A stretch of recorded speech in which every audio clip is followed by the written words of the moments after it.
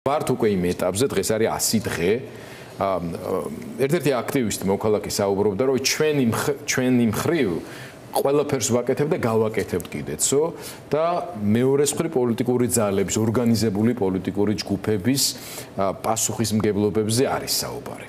იქ მისვლა მნიშვნელოვანია, იქ ყოფნა, ბევრი ხედავ თქვენს, სხვა პოლიტიკოსებს, სხვა პარტიების წარმომადგენლებს, მაგრამ აი პოლიტიკური პროცესის დეფიციტის განცდა აქვს საზოგადოებას. როგორ უყურებს ამას ერთი ნაციონალური მოძრაობა პერსპექტივაში? პერსპექტივაში ჩვენ ძალიან ოპტიმისტურად ვართ, ოღონდ ველოდებით იმ მომენტს, რომელსაც დროება თავისითაც მოიტანს, ან თუ სწორად განვითარდა დინამიკა, როდესაც მოთხოვნები იქნება გაცილებით უფრო პოლიტიკური, ვიდრე უბრალოდ სურვილები, რომ არჩევნები ჩაგვიტარე ბიძინა ხელახალი.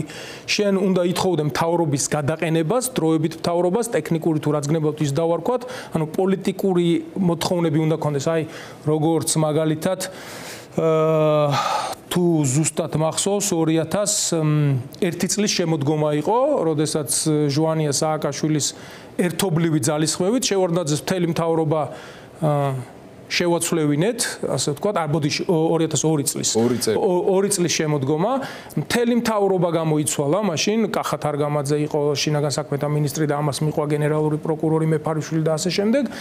ეს ამან რეჟიმი დაასუსტა, მაგრამ ამ შემთხვევაში ამ სცენარით ვერ წახვალ, იმიტომ რომ ისევ ბიძინა ივანიშვილის ქვეშ მთავრობის ცვლილებას ჩვენ შემთხვევაში არანაირი მნიშვნელობა არ აქვს დღევანდელ რეალობაში.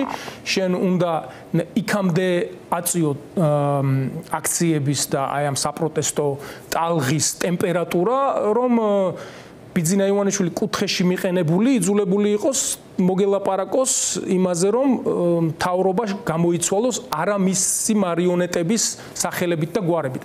ამისკენ უნდა იხწოდე, ამისთვის უნდა იბრძოდე ყველა ვთქვათ მომიტინგე, პროტესტზე გამოსული ადამიანები. ოღონდ ახლა ადამიანების მხრიდან მათაც სჭირდებათ ალტერნატივის დანახვა. პარტიები ბევრია, ყველა პროტესტშია, ზოგი გამოდის ქოციუდრის ნაცს ამბობს, ანუ აბსოლუტური აღრევა არის, ღირებულებითი, იდეოლოგიური, ქოციდანაც რანაირად უდრის ერთმანეთს წარმოუდგენელია, ნუ რახან მიტინგზე რაღაცა დაინახეს, რომ მაშინაც ესე ვთქვათ, იყო დარბევა და ეხლა გაცილებით უარესები ხდება, ამიტომ მიაბეს და უხარია ბევრს ეს სტოლობის ნიშანი რო დასვეს ამ დროს. უფსკრულია განსხვავებების ამ ორ პოლიტიკურ ორგანიზაციასა და იდეოლოგიებს შორის და აი ესეთი ისე ვთქვათ, ქაოტური მიდგომა არის პოლიტიკური პარტიების მხრიდან ერთიანი კონსოლიდირებული ცენტრალიზებული ლიდერი არ არსებობს, რომ ამ ადამიანებმა დაინახონ, რომ აი ესენი გავწიე, ჩამოვაშორე ძალაუფლებას, ვინ მოდის, ვის ვანდობ ჩემს მომავალს, კეთილდღეობას, შვილების განათლებას, უსაფრთხოებას, ვინ არის, აი ვინ არის ის პერსონა X-ი. ესეთი არ არსებობს, ნუ რაღაცა მომენტში თითქოს ქალბატონი სალომე ზურაბიშვილის იმედი ქონდა ხალხს, მაგრამ ესეც ფუჭი აღმოჩნდა ეს იმედიც, მაგრამ თავიდანვე ცნობილი იყო.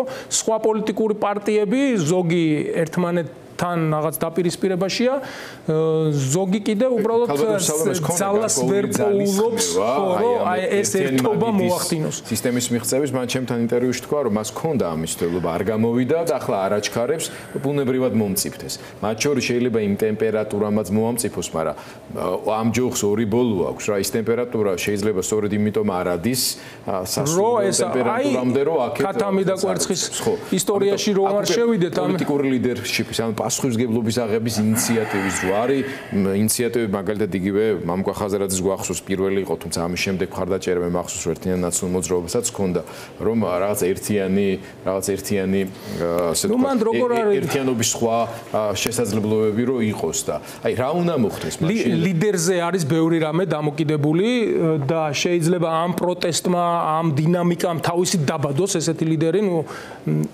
ისეთი სახელი და გვარი, რომელიც შეიძლება უკვე ვიცით, მაგრამ ჯერ არ გამოკვეთილა, მაინდა-მაინც ვიღაც ახალი არ არის აუცილებელი რომ იყოს, იმიტომ რომ ჩვენს ისტორიას სხვაგანაც ესევე ხდება ეს პოლიტიკური, ესე ვთქვათ, ცხოვრება ხო ქვეყნიდან ქვეყანაში გადადიხარ, შეიძლება არის რაღაც კულტურული სხვაობები, მაგრამ ძალიან გავს ერთმანეთს.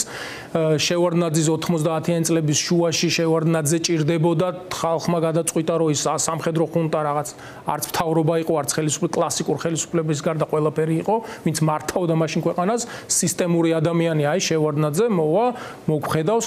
შემდეგ დადგა ის დრო, რომ კორუფციაში და ამ ჭაობში ჩაეფლო, ჩაბნელდა ქვეყანა ამ სიტყვის პირდაპირ თუ გადატანით მნიშვნელობით.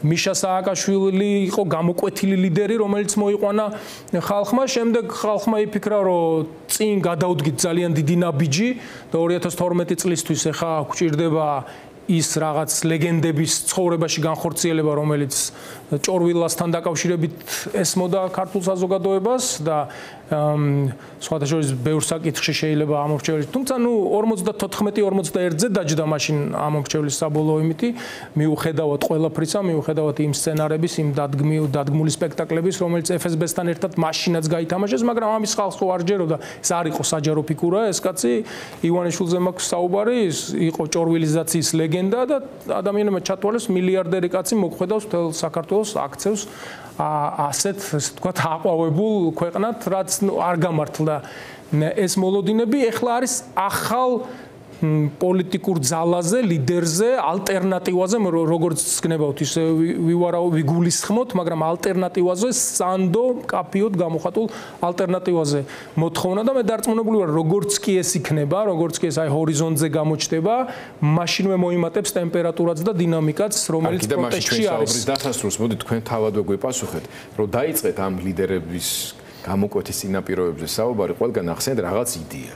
აი მაგალითად შევარდნაძეს სანამ იტყვით, რომ სრული ქაოსი იყო, განუკითხაობა და ასე შემდეგ და სისტემური ესეთ სტაბილური ლიდერის მოთხოვნა. შემდეგ კორუფციის წინააღმდეგ ბრძოლა, ინსტიტუტების მშენებლობის ამათ შემთხვევაში გამორჩა თავისუფალი სუნთქვა ჰქონდათ იდეა, რაც შეიძლება იყო არ იყო მარტო ლეგიტიმური ის იყო და სოციალური მოლოდინები იყო სხვა, ხო, მაგრამ ახლა რა არის? ეს არის ეს ევროკავშირის წევრობა, როგორც იდეა, არის რუსეთის ბჭყალებისგან თავის დახსნის იდეა თუ რა არის ეს იდეა დაახლოებით წარმოდგენა გქონდეს რა ტიპის ადამიანის მოლოდინი არის როგორც პოლიტიკური ლიდერი? მე ვფიქრობ ეს არის ორი თავარი რაღაც უსაფრთხოება და რუსეთის კლანჭებს რომ უნდა მოუწყდეთ და ევროპის ნაწილი უნდა გავხდეთ, ამაში საზოგადოების აბსოლუტური უმრავლესობა ისედაც თანხმდება 80%-ზე მეტი, ანუ ოცნების ამომრჩევლებიც ამ კალათაში შემოდიან. ამიტომ მათ გასაგონათაც იდეა უნდა იყოს ის, რომ საქართველო იქნება დემოკრატიული ღირებულებების ერთგული ქვეყანა, სადაც უსაფრთხოებაც, განვითარებაც, მომავალიც, შენიშვნების განათლებაც, ჯანდაცვაც ყველაფერი უზრუნველყოფილია იმაზე, რომ სახელმწიფო მყარად დგას დემოკრატიული ღირებულების ბურჯებზე, როგორც არის თავისუფალი და სამართლიანი არჩევნები, როგორც არის პოლიტიკური პატიმრების არყოლა, არჩევნების რო არ გაყალბება ეს თავისთავად, კანონის უზენაესობა და სამართლის ნორმების ყველა ადამიანზე თანაბრად გავრცელება, ადამიანის უფლებები, აი ესეთ დაცულ საზოგადოებაში, ევროპული ტიპის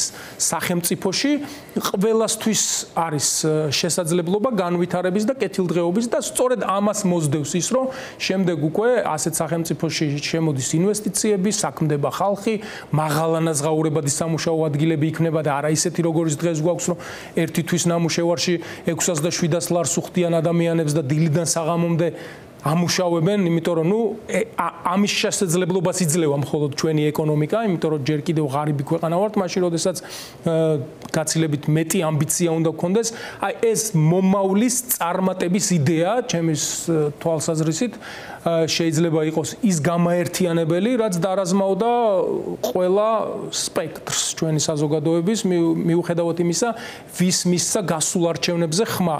მაგრამ ამ არჩევნებზე შემდეგი არჩევნები იქნება თუ რა პროცესიც არ უნდა იყოს, ყველასთვის უნდა იყოს რაღაც ერთი ცენტრალიზებული ბირთვი, რომელსაც მიენდობა და რომელსაც ჩათვლის, რომ აი მე რო გამოვდივარ პროტესტზე, მე რო მინდა ბიძინა ივანიშვილის ჩამოშორება, შემდეგი ნაბიჯი არის აი ამ ჯგუფის მთავრობაში მოყვანა. სანამ ამას ვერ დაინახავს, რთული იქნება ტალღის გაძლიერება.